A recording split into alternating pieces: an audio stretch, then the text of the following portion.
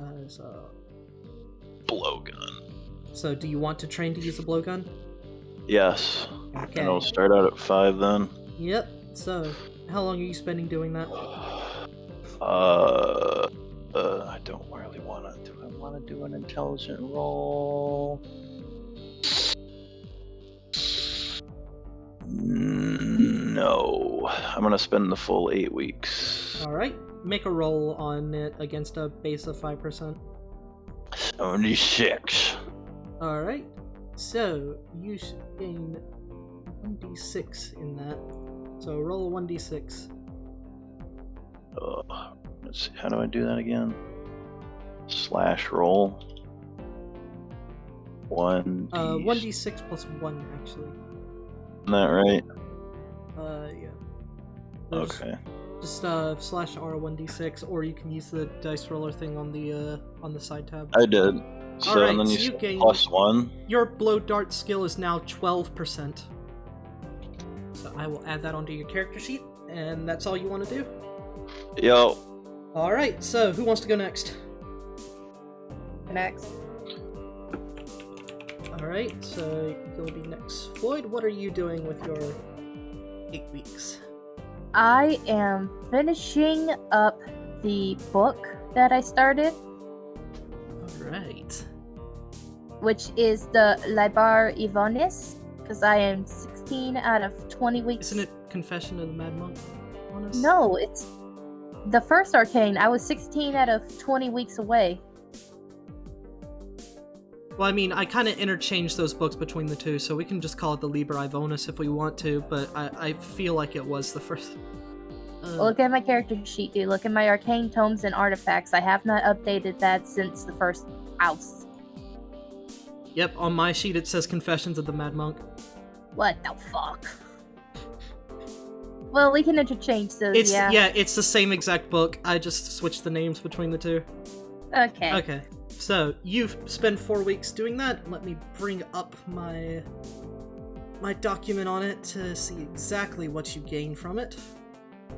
And while you do that, I am going to rename it on my screen. You said Confession of the Mad Monks? Yep. So,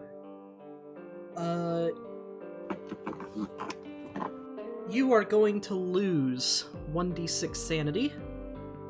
I'm reading this because this is some intense shit. Okay, so 1d6. Yep. Oh dear.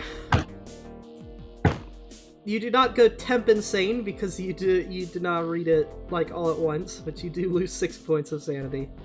That brings you down to 39. Thank God that, Hey, The Dad. other- Thank goodness you're a psychiatrist doctor. yeah, and that I'm going to spend the rest of my time putting myself. So, you also gain 8 points of Cthulhu Mythos skill. Hell yes. If you hear my cat, I am so sorry. I'm discovering everything else. And Looks like a fun guy. through this, you pass over a few of the sections that detail some of the spell casting in this book. Basically, the monk by the name of Cthulhu had many encounters with very strange creatures from a realm of somnus, he called it. At least that's what he believed that they came from. And he tried to teach other monks in the Roman Catholic faith about ways to exercise or potentially just protect oneself from this new race of demons that Lucifer brought upon the land of Earth. As you know, he unfortunately was not successful, and the book kind of comes to an abrupt end near the end of it. Imagine he was probably killed. But in this book, Cthulhu details 2 such things of protection within these pages, which are known as the spells Sign of the Master and Ward of the Awoken Man. And I've written down what these should take... let's see. So, both of these will only take you 2 weeks of study. How long do I have to raise my sanity? It will take a full month, which means all the time you have left. I'm gonna have to do that. Okay. How do you wish to do that? You can go to an institution, which, is a pretty safe way, or you can do some self-help, perhaps a little bit of a vacation away from everything. Although success of that depends on your current sanity score. Okay, so what would I have to roll for the institution? Basically, somebody else would be, a professional would be rolling on you. If you go to one that is a little bit more on the expensive side, but definitely on the higher end, you're going to get a 95% success rate. If you go to a public institution, you're going to get a 50-50 success rate. Success restores 1d3 sanity points. Okay, and how much would I restore if I do it myself? You can restore up to 1d6. Although failure not only may lose you a smaller amount of sanity than if you had failed during the institution, but it can fuck with your character sheet a little bit. If you are looking for healing within some of your personal treasured possessions, memories, family members, some of those connections may be corrupted by failure. Oh, I really wish I can try that. What do you guys think? An insane doctor is often not something you want. What are you at right now? 39 out of 55. So we could guarantee 3. Almost. 95% chance of guaranteeing it. Oh, jeez. The maximum you'll ever have is 45. Well, you can afford going to the expensive one. You know what? I've been playing risky. I should take a little safer route. So yeah, I think I should go institutionalize myself for like a month. In that case, you managed to find a person that you actually went to college with who specialized in psychology. They're a bit surprised to see you as a patient, but he still greets you with a warm smile. Oh, Floyd. It's been a long time. How's your doctory going? Doctoring is going good, but had a kind of a rough patch lately. Seen some shit, man. You know how it is. Oh. Sit down, of course. I'll get you some water. And he brings you a glass of water, and he sits down across from you and says, tell me about it. Well, you remember the war, right? Oh, yes. I didn't fight. I got an exemption. Yeah, I had to go. That's quite unfortunate. I get a lot of patients from the war. Yeah. Doctory is one of those things that gets me more than any of the others, really. They've seen some things. I imagine you must have too. It's real bloody out there, man. Okay, so yeah, I've seen some stuff. It's really bloody out there.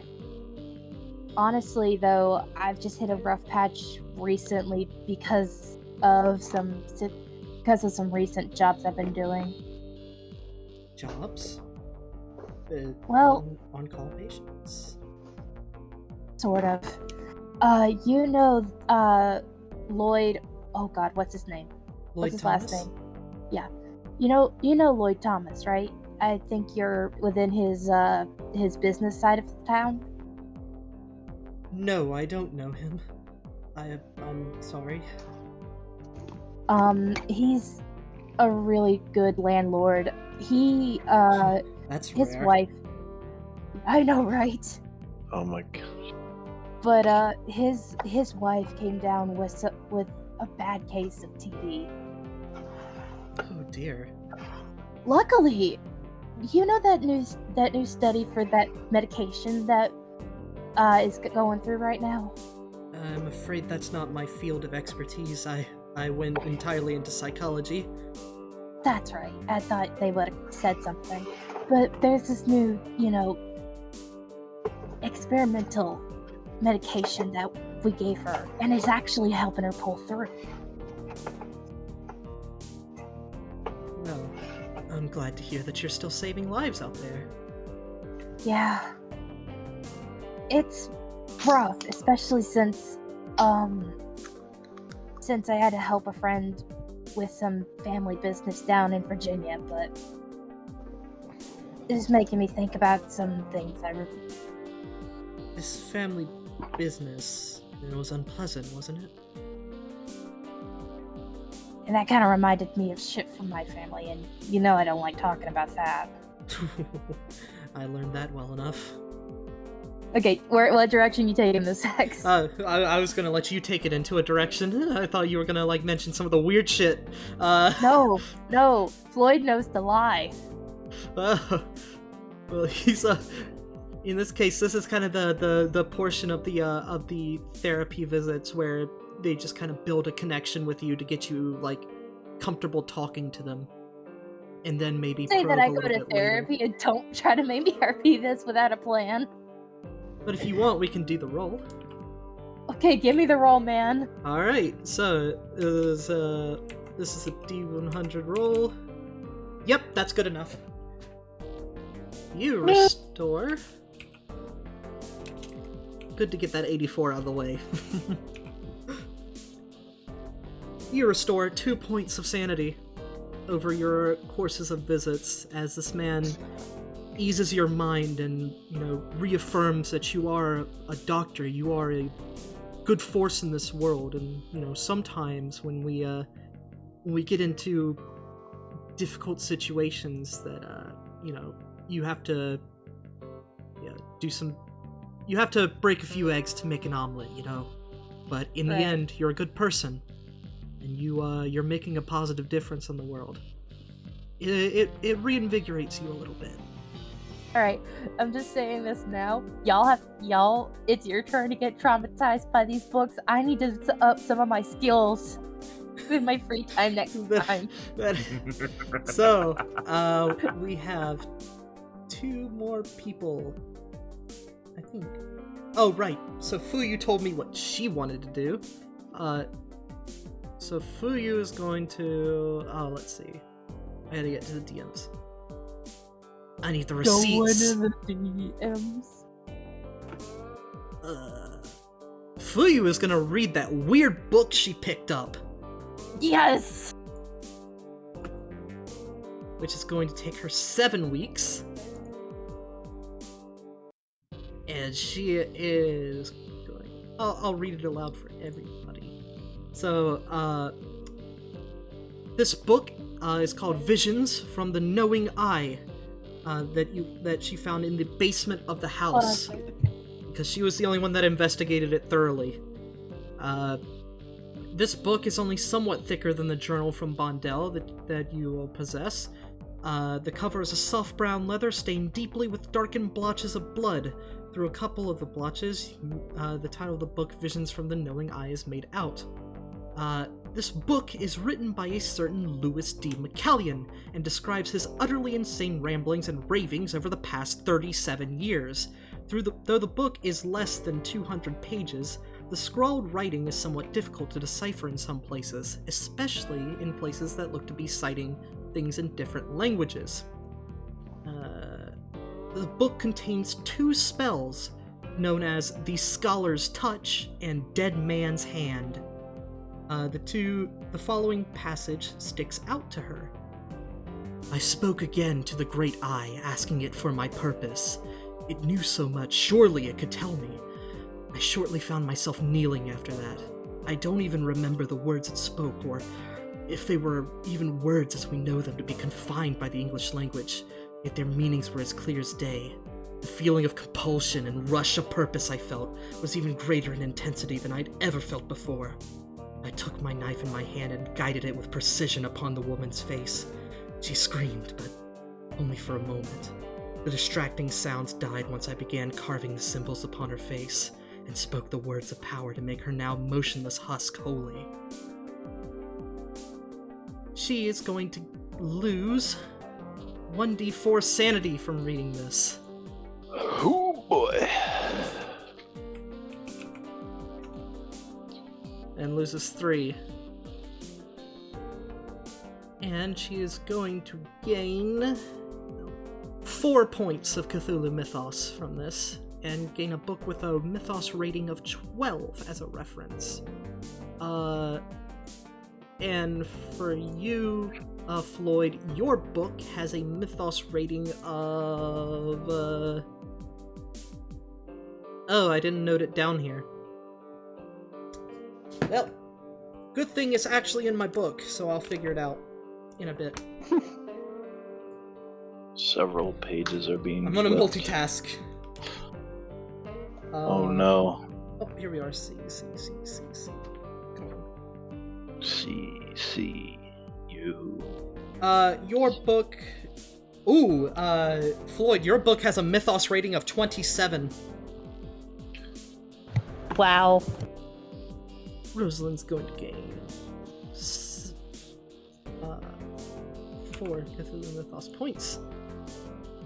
I lose 3 sanity, down to 52. And these 2 spells within the book would take her... How much time? Dead Man's Hand would take her 4 weeks. The Scholar's Touch will take 8 as base times. But that is not all she wanted to do. She wanted to do more. Whoa. She wanted to read Corbett's diaries as well. Well, there goes the last week. Yep, and she is going to gain an additional 3 points of Cthulhu Mythos with a Mythos rating of 8. And she will discover 2 more spells in this book, known as the Ritual of the 7 Cuts and the Utterance of the Last Syllable, which will take her 8 weeks and 5 weeks respectively. And she's also going to lose 1d3 sanity from this. Yep, she loses another 2. And that is her 8 weeks done. And now we move on to finally, KC. You have 8 weeks. Question. Yes? Because I will be taking care of Chestnut this entire time as well. Yes. Would I be able to increase my ride skill in addition to what I'm doing during the day? Is riding him part of your maintenance? Yes, exercise. Okay, yes, I will allow you to make a check on that. Look at you learn how to ride a horse. Yep. Let's see, your ride skill is 35. Yep, that's fine. Roll 1d6 plus 1. Alright, so 3. You gain to 38. What else are you doing in this 8 weeks? Alright, during this, I'm also going to be... I will say that since Fuyu is reading one of the books and Floyd is finishing up the other, you will only be able to make 1 week and 4 weeks progress on the Visions from the Knowing Eye and the Confessions of Mad Monk Clythonus, respectively. But she would be able to fully read the Diaries of Walter Corbett within a week. And you know what? Yeah. And there are some spells in there that she could learn too. But you want to take the full week to read it? Yeah. Alright, so that's 1 week. You will gain the same plus 3% Cthulhu Mythos and lose 1d3 sanity. So you're up to 4% Mythos. Yep, you lose 3 points of sanity from reading this. So you're down to 47. And there are 2 spells within this book by the names of the Ritual of the 7 Cuts and the Utterance of the Last Syllable. Your intelligence is 55. so that means minus 2 weeks on each base time. So the utterance of the last syllable will take you 3 weeks to study. The Ritual of 7 Cuts will take you 6 weeks to study. For the second one, you can further half that time with a hard intelligence success, if you would like to attempt that one. But you may choose whichever you wish to learn, if you wish to learn a spell. I think I'm gonna go with actually learning them later. But I will note down where they are in the book, so that I can go back and reference them. Alright then. Although, I should say, although you can't read the other 2 books, you can also learn the spells within those as well through a skim. And then, kind of studying them. Question. Yes? Is it possible to train to increase one of the, base abilities, like strength or something? Did I make that a house rule that you could do that? There are some that you will not be able to do through normal means, power definitely being one of them. Education and intelligence are probably other ones that you would not be able to do. No, I didn't make that a house rule. X, did you say none of us have major wounds now? Yep, none of you do. So you all fully recover your hit points and magic. Oh, okay. Yeah, we won't be playing with the thing. There is only one way to increase one of them. If you roll a 1 on a luck roll, you will have a chance to increase your power stat. Doesn't power affect something else? Yeah, power affects your maximum sanity and maximum magic points. And when you're targeted by spells, most of the time it's an opposed power roll. Ah. But yeah, if you want to be any kind of spellcaster, power's important. Unfortunately, the man with the highest power in your group has left it. Alright, also during this time, what Casey would be doing is kind of looking more and, studying up on, the different types of horses and such. She has a fairly good amount of knowledge, but she would be reading up and such on the finer details and such. Is this in an effort to raise any sort of skill? For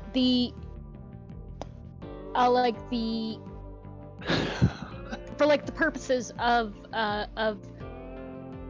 when breeding chestnut.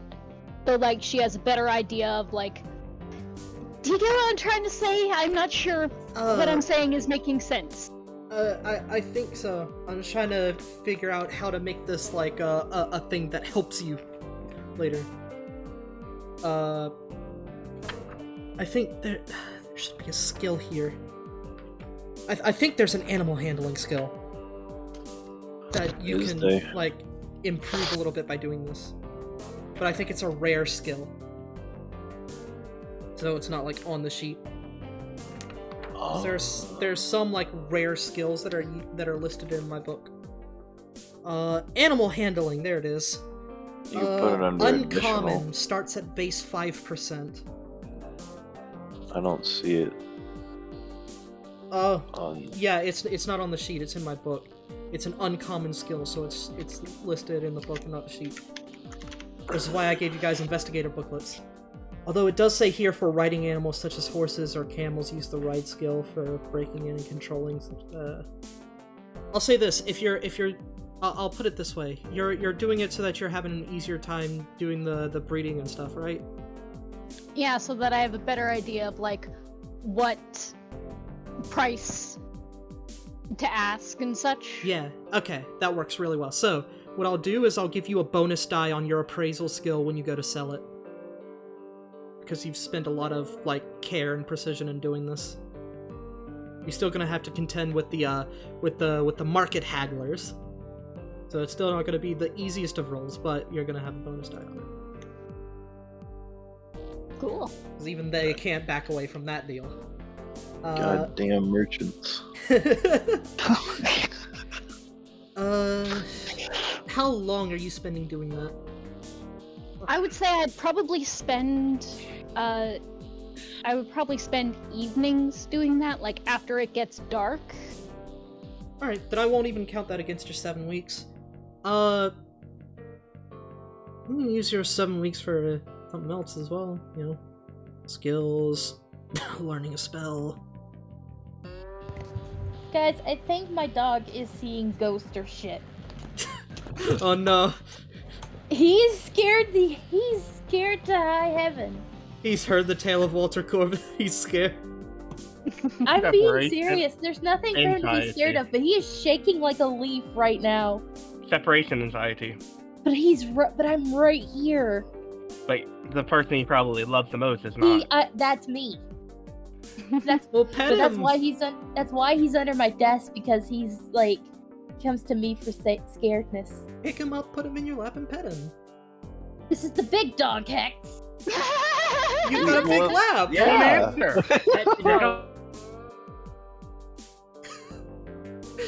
Roll to pet the dog. Oh, he's licking me. He's scared. Everybody spoke at once and my internet died. Oh my god. Oh, he's getting in the lap. He's getting in the lap. So, Dark, what do you want to do with the 7 weeks? I think something that would probably end up being beneficial would be Get in the car. Oh, there go the headphones. would be taking some self-defense. With what weapon? You're not fighting on me. Unless you want to do like fighting maneuvers. Yeah, I was thinking like self-defense, like Upping taekwondo. your brawl? Ooh, okay. Alright. That would be Let's upping see. your brawl skill. Yeah, like some kind of a martial art so that I can defend myself better, because that was not fun.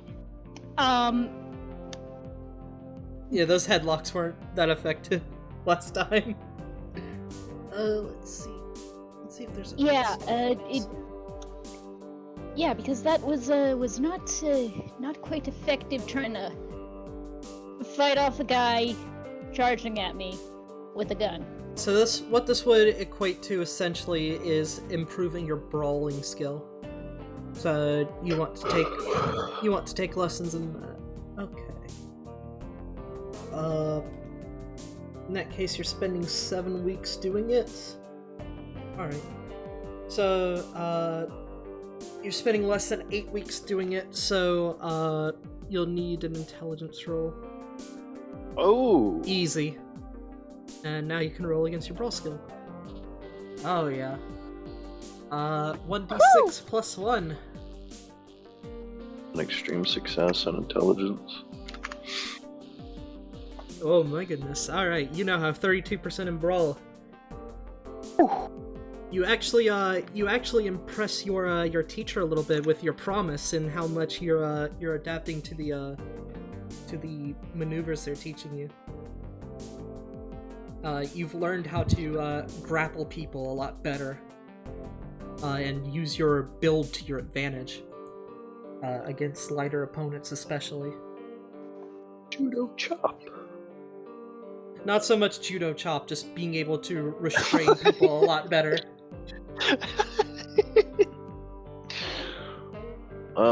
That was an extreme success. So like. Yeah, but that's only Would you- intelligence roll. Yeah, I know. I'm just wondering if that means that she uses the whole 7 weeks, though. Because You know what? couldn't it Good be point. done in 4? Good point. I'll say that you can do that in 4. If you want to use the 3 weeks for anything else, 3 weeks is just enough to learn one of the spells from the Corbett book. You know what? Yeah, I'll do that. All right, let's go spellcasting. I'm excited now. Alright. Let's see, let me find this spell in my lovely handy-dandy book here. This one's... Okay. So, you spent 3 weeks learning this. Are you wanting to attempt to cast it? Because casting is the final portion of learning it. You will need a second person in this to be a... It is said that this is a spell that is done to someone. What's the name of the spell? It is called the Utterance of the Last Syllable. You know that you will be... What's the description of the spell? Okay. Like, I'm assuming that it describes what the book describes what the spell does. Let me see exactly what it is. I should say something, and some things I shouldn't say. Yeah, you gotta be careful. This spell requires that you invest 4 magic points into it, and it will cost 1d6 sanity points to cast. It describes that the sorcerer must draw upon the energies of an outer god to affect a victim of their choosing. By repeating the sacred name of the god of the center of the universe, one can generate respect and fear in any being who is conversant with gods of such a nature. For to know that name implies that one knows the secret last syllable. Said alone, this last syllable may be directed against someone. You must be able to see the target that you wish to cast this upon, and they must be able to be within speaking distance in order to hear you. So, like, what does this do to the target exactly? You don't know. Oh, God. You can try it out on somebody. So the book doesn't have, like, a description of, hey, this spell does this. Sounds like it just kind of makes somebody shut up and listen. It says it puts a terrible curse upon them. What kind of curse you don't know. It also takes 1 full round to cast. So it can be done just like any other combat action. But it costs sanity too. Yep, it costs 1d6 and 4 magic points to cast. But you gotta cast it to know how to, or to complete it? Well, first casting is a whole thing by itself. So, for a first casting, casting spells for the first time, casting roll is required to cast a newly learned spell for the first time. After passing this casting roll, the spell may be cast without a casting roll in future instances. To pass the casting roll, an investigator must pass a hard check against their power stat. If the roll is failed, the spell fails and nothing happens. If a spell fails, the caster still loses all magic points and sanity points expended. Oh. Upon failing the cast roll, an investigator who does not want to simply give up has 2 options: push the casting roll or restart the learning process. If you push the casting roll, you pay the required cost a second time and attempt the spell again. If passed, the spell works without any consequences, and no future casting rolls are required. If it has failed, the caster will still successfully cast the spell and learn it, but it will likely send this caster straight to the asylum, or straight to the grave if you aren't careful. The caster will, upon that failed pushed roll, they must spend the cost of the spell multiplied by 1d3. Any overspend of magic points is deducted from hit points. The overzealous casting will also have strange side effects, ranging from unpleasant to catastrophic, depending on how powerful the spell is. Or you could just restart the learning process. It's up to you. But at least you have learned it, so you can make that roll at some point. Your power is 50, so a hard power roll would be 25 or under. And this is like a one-time thing. What if it's a success, but not a hard success? It needs to be a hard success or better. Oh, It's an all or nothing thing. Oh, so a normal success is counted as a failure then? Yep, because it's a hard check. Okay. The language does make it sound pretty powerful. But, Well, do you even want? you have some reservations about... You've read about curses and things in occult books before, but you've never really, until now, thought about putting a curse on somebody and what that could do. Now you believe you have the power to do that. I'll be a test dummy. Would you like to accept? him now. Would you like to accept Thomas as a test dummy? Which? Good. That's a serious question. If you would like to do that, you can. KC wants to cast it. Although success or failure are probably equally bad here, since it Casey does. would also first kind of Casey What would, are we? Casey would kind of give you a look of, you sure? Where are we? Yeah, let's just find a random passerby. Hey, you look like a poor soul. You could look do that gullible. too. The fact that we need a test subject, my god. You could do that too. Who could we curse that wouldn't? I don't know. You could probably find some homeless person. Uh-huh. It's not a homeless person, it's just a free test subject on the street.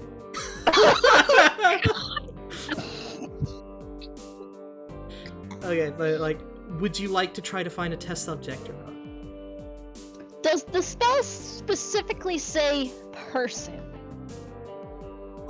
Yes. No, actually. It just says Oh. a subject. It actually specifies victim. You could use an animal. It sucks he sold the horse.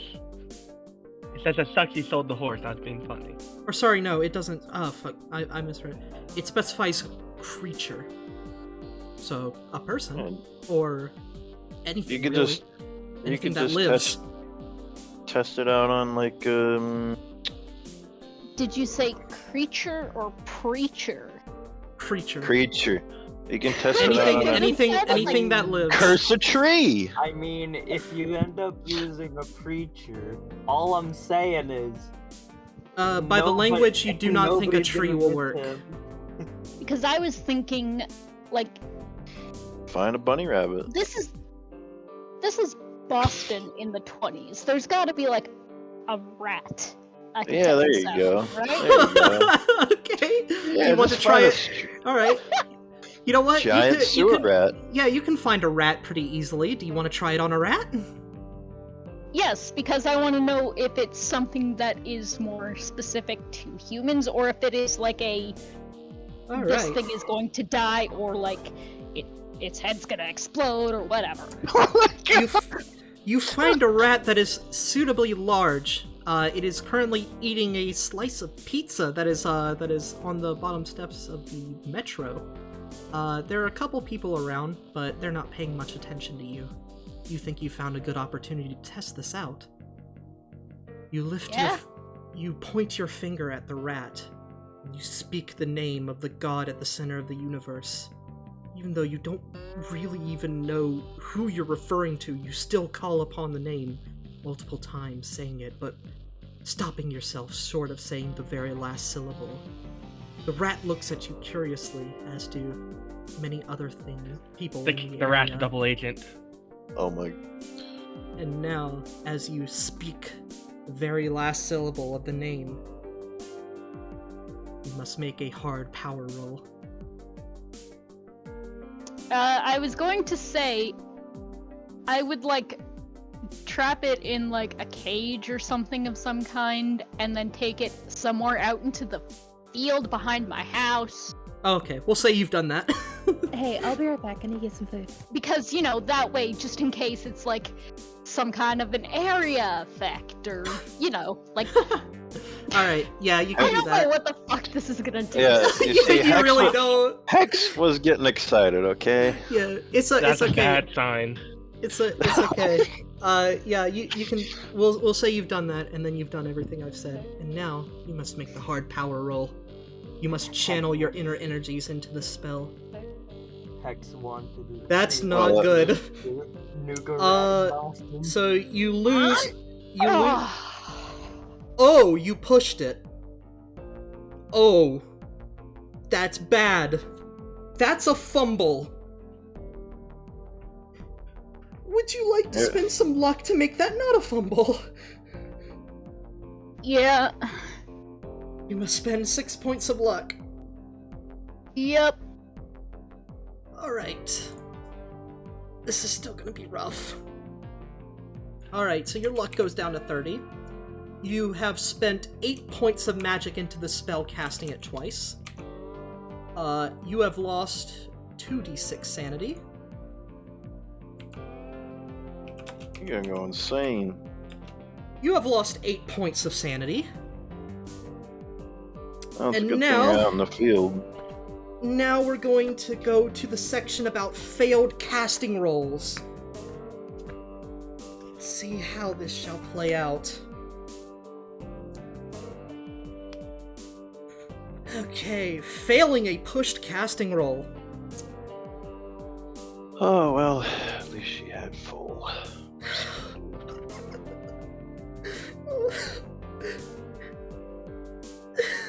No.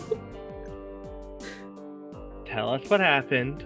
Okay, so the first thing is that you're going to pay the spell's cost again, multiplied by 1d3. Well, there goes some hit points. 2. You have 2 magic points left. You are going to lose 6 hit points and you need a con roll to stay conscious. Holy shit. So the lesson here is don't push spellcasting rolls. Well, not that fast, at least. Yeah, it was like, boom, boom. I was like, oh no. Dark, you there? And you said Constitution. Well, You're passing out. You fall unconscious as you feel the energies overwhelm your body. You feel multiple blood vessels sort of burst in your arm.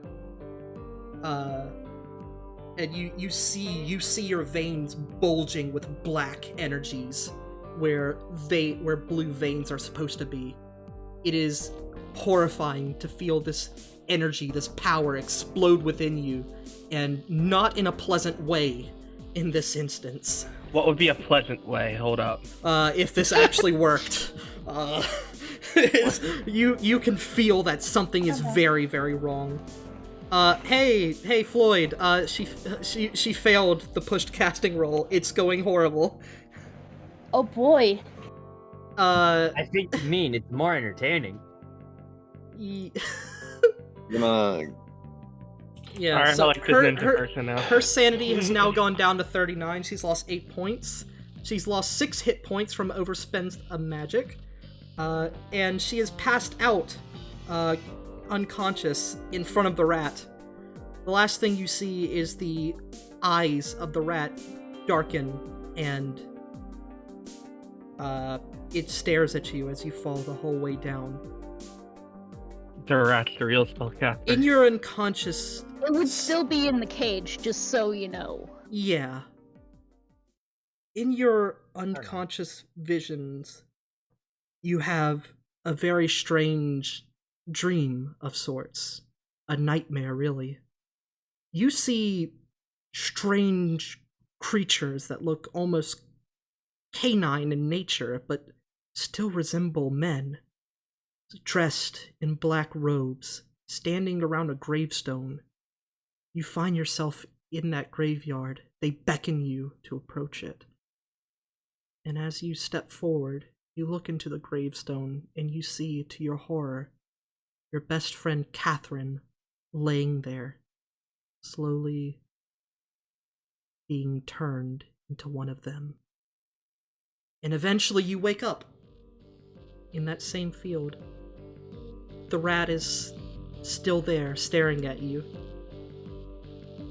Although it looks somewhat duller than it was before somehow. You feel like it's staring as if it doesn't want to move. You're my friend now. It's not even trying to escape you.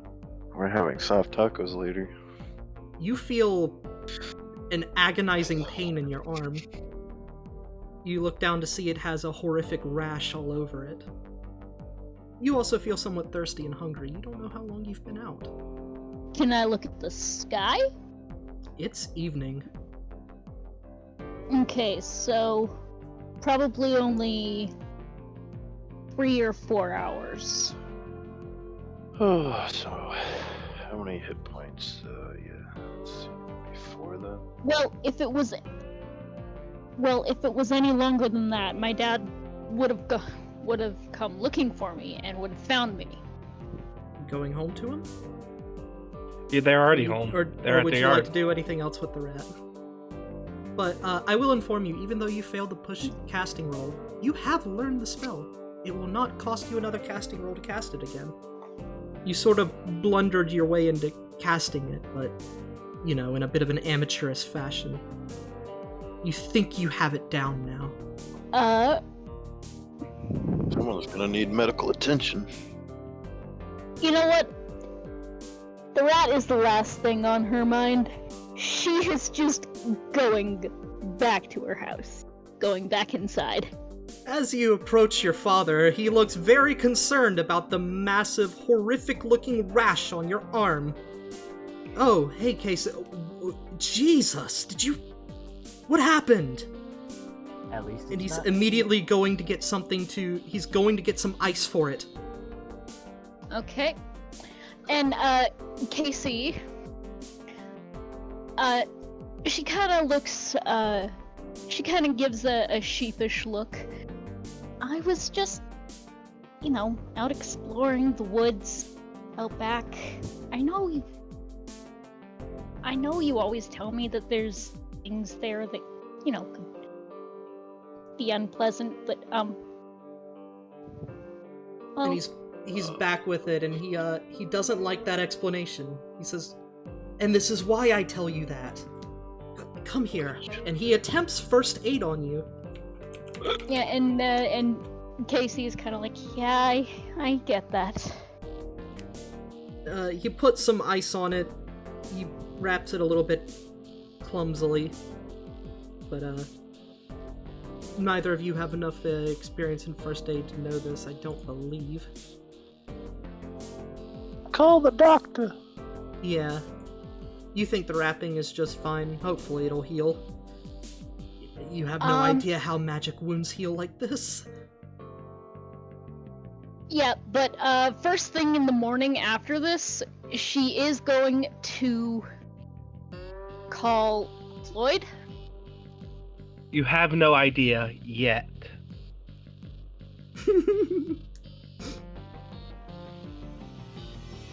Just imagine if that was a more powerful spell you tried to cast.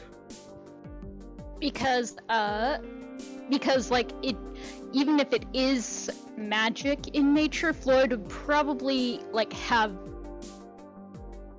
like a better idea of like, like how to, make sure it heals properly.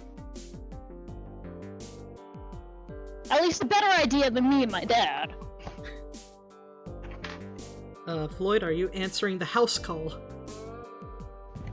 Sure. I mean, will it mess with the therapy stuff? No. Okay, yeah, go ahead. I will consider this part of your work. I will say that Floyd arrives. It's a night call, so you're a little bit tired, but you're immediately woken up when you see the condition of Casey's arm. This is a bad rash.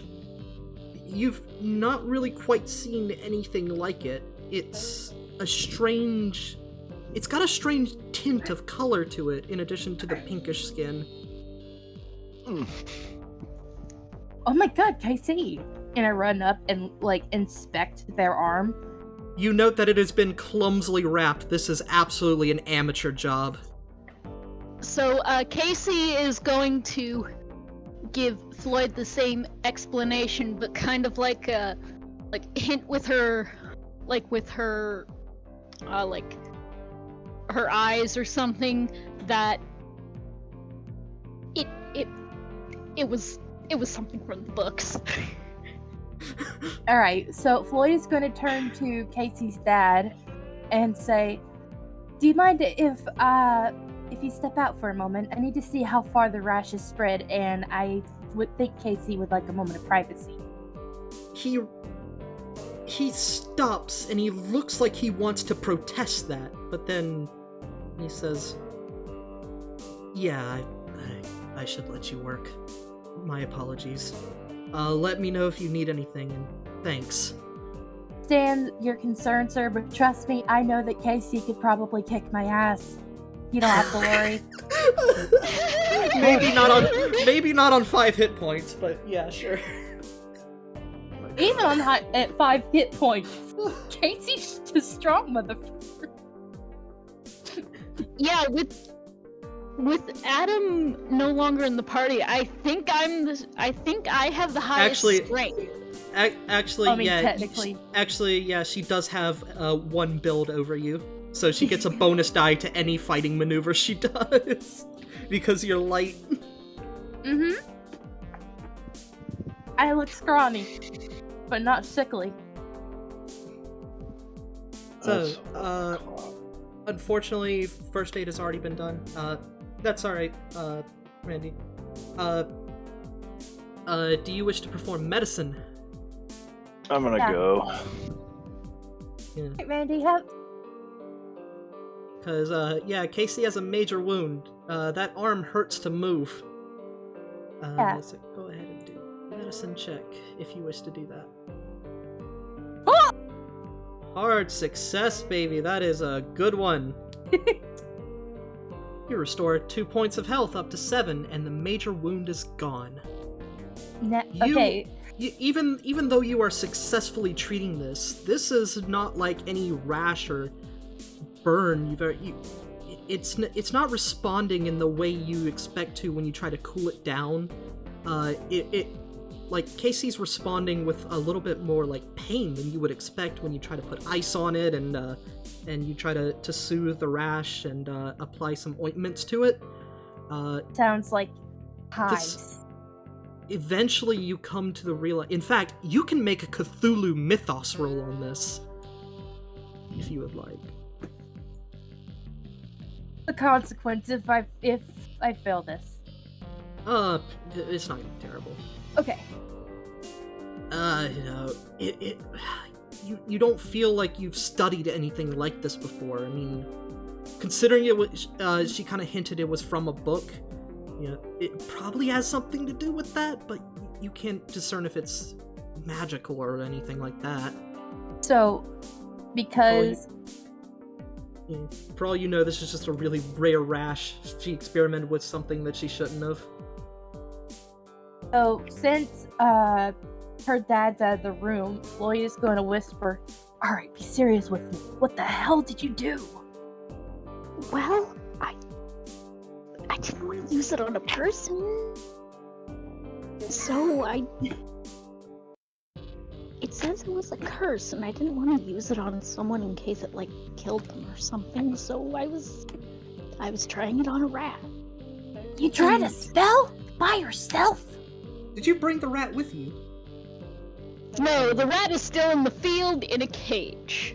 Right, well, you noticed for the entire time that you had your eyes on it that it didn't move an inch. Poor rat. New rule, when it comes to spells and shit, we don't do it without the other one. You and me learned some shit that the others haven't, but we are not to test them without the other person there. I need to make sure you don't kill yourself, and you to make sure I don't just fucking die outright. And Casey just kind of nods. Lesson learned. Good. But at least you know it now. And next time, you won't have so much trouble. You think, Casey, at the very least, you don't think you'll mess it up that bad again. You kind of know what you did wrong. You said the pronunciation a little bit rough. You say that, but it might be a bad roll again. Well, no. Cast the same spell, you don't need to roll again. Yeah, okay, so how this works is the casting roll is only for the first time. If you push the casting roll, it doesn't matter whether you succeed or fail. You will not need to do a casting roll again. You will have learned it. It's just that the punishment for failing it is really bad, as you just saw. Well, Hex, remember, I was AFK because I had to get some food, so I probably didn't hear that. Yeah, but, the more powerful the spell you cast, the worse the pushed roll fail consequences are.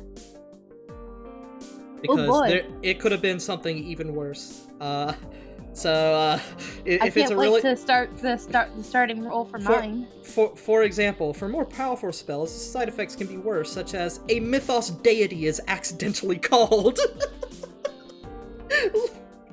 And some of those things are like 1d20, 1d100 sanity loss. Oh, I have a question. The two spells that I can potentially learn, right? Yes. How do they compare to the one that Dart just learned? You don't know until you start learning them. Oh, you son of a bitch. Although, learning a spell is something that can be picked up and put down at any time. So you essentially can save your progress at any point. Mm-hmm. So you can start learning it, kind of see a little bit about what it's about, and then just decide if you want to complete the 2 weeks there. Right.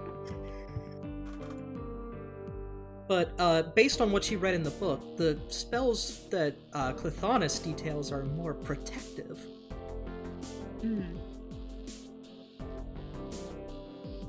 Okay. Whereas KC seems like you're doing something to somebody. Hello. Could But could I teach Casey the spells that I know and vice versa? Yes, in fact, it's a faster process if you learn a spell from another person rather than reading it from a book. So, Casey, you can now teach people that spell. Casey, we know what to do for next time. We know what to do next time we have a break. Of course, they still have to make their casting rolls on their first cast of it. But teaching a spell is like 1d8 days long. That's fine. Unfortunately, you have used all of your time. I don't know, but I'm saying that's what we know for next time. Oh yeah. Mm-hmm. So we will leave this session off on the cliffhanger that after all of this, the next day, Floyd gets a phone call, and it's a person that they recognize. It's from Investigator McLeary. Uh-oh. And he says, he says, this is Floyd Amil, right? Yeah. Okay. I don't have a lot of time, but you and your folks are back in Boston, right? Yeah, we are. Okay. This isn't exactly a normal police thing, but I could use your help. You know those people that you told me were behind the thing that went down at that house, right? Of course. Well, we still haven't come up with any culprits. The cigar vendor guy, we couldn't find him. But I did some more personal digging outside of everything. And I think I've got a lead if you want to investigate it a bit more yourself. But I'll need your help with it. Yeah, we'll help. All right. And this kind of goes without saying, but since this isn't really police protocol, I'd appreciate if you kept this quiet and between people you can trust. My house is on Yawning Street. It's about a couple miles from the police station. If you could meet me there, do you think you could do that? Sounds good. Sorry, I'm chewing. Okay. He says, good. Remember, only people you can trust, and I would advise you bring a good few people here. I can Perhaps at least 4.